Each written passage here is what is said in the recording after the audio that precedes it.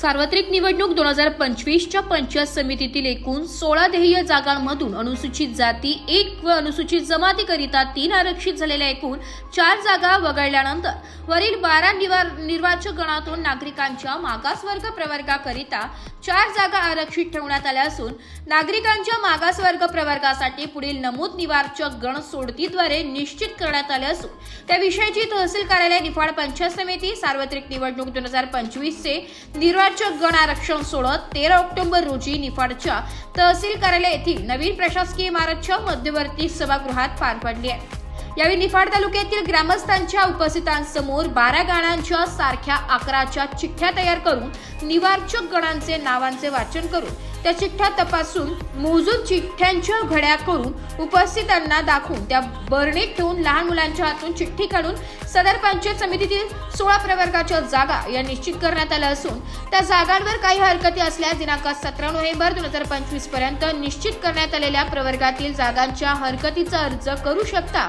अशी माहिती निफाड येथील तहसीलदार विशाल नाईकवाडे यांनी प्रसारमाध्यमांना दिली आहे।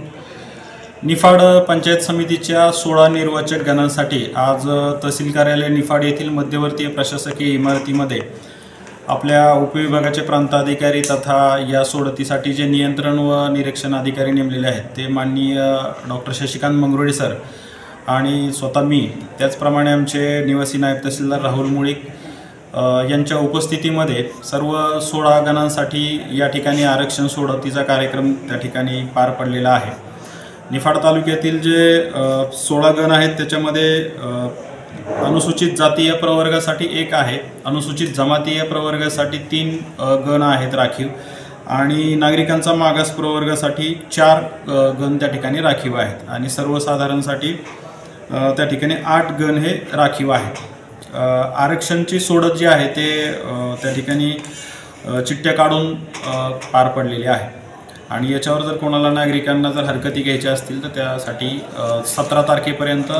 शासकीय कार्यालयाच्या वेळेत तहसील कार्यालयामध्ये आपल्या हरकती त्या ठिकाणी नोंदवू शकतात। धन्यवाद। ब्युरो रिपोर्ट, नाशिक लोकशाही न्यूज, नाशिक।